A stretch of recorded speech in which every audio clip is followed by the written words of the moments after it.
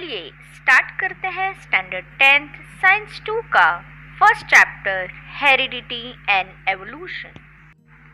What is heredity और define heredity?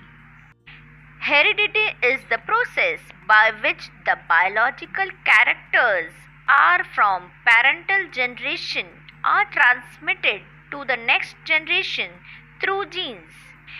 Heredity एक ऐसा प्रोसेस है जिसमें पेरेंट्स के कैरेक्टरिस्टिक उनके बच्चों में ट्रांसफ़र होते हैं।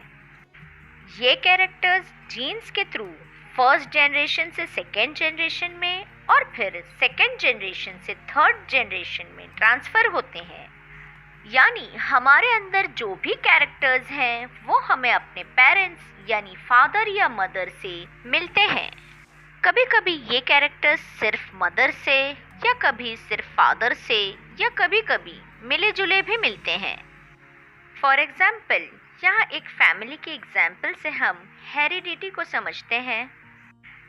यहाँ एक दादा दादी हैं, इनके 2 बच्चे हैं।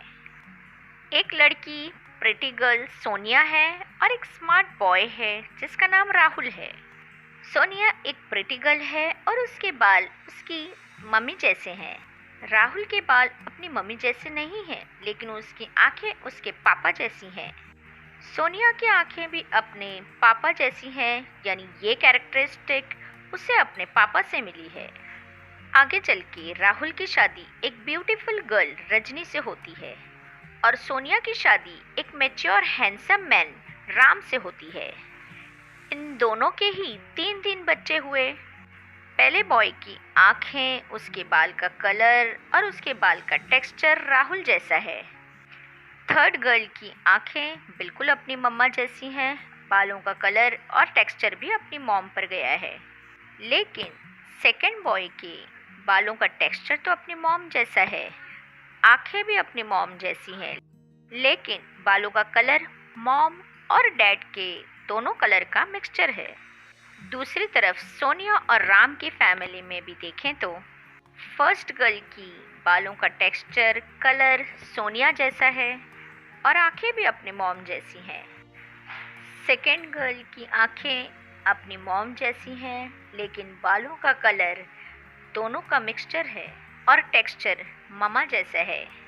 और इसी तरह थर्ड बॉय की आंखें अपनी मम्मा जैसी हैं और बालों का टेक्सचर अपने पापा जैसा है और बालों का कलर दोनों का मिक्सचर यानी ब्लैक और गोल्डन से मिलकर नया एक कलर ब्राउन बना है। यानी इससे पता चलता है कि जो भी कैरेक्टर्स हैं वो एक जनरेशन से दूसरे जनरेशन में ट्रांसफ़र होते रहते हैं जीन्स के ज़रिए, और इसे ही हम हेरिडिटी कहते हैं।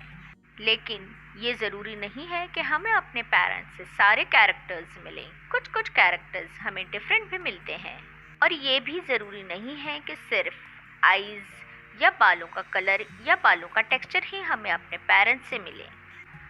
कभी कभी सेक्सुअल रिप्रोडक्शन के टाइम कुछ सडन चेंजेस हो जाते हैं या फिर पेरेंट्स डीएनए के चेंजेस की वजह से बच्चों में हेरिडिटरी कैरेक्टर्स अलग अलग होते हैं। इसी को वेरिएशन या म्यूटेशन कहते हैं, और इन वेरिएशन की वजह से हेरिडिटी में भी चेंजेस आ जाते हैं। Benefits of science of heredity.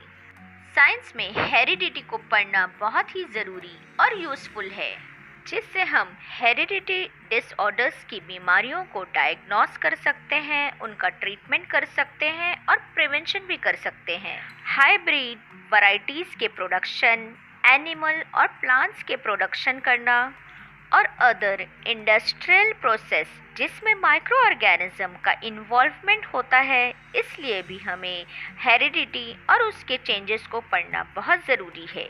Gregor John Mendel is the Pioneer of the modern genetic. इन्होंने मॉडर्न जेनेटिक का सबसे पहले पता लगाया, इसलिए इन्हें फादर ऑफ जेनेटिक भी कहते हैं।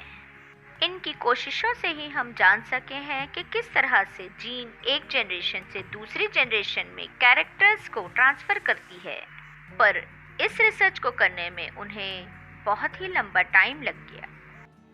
नेक्स्ट लेक्चर में हम देखेंगे ट्रांसक्रिप्शन, ट्रांसलोकेशन और ट्रांसलेशन क्या होता है, इवोल्यूशन क्या है और थियोरी ऑफ इवोल्यूशन क्या होती है।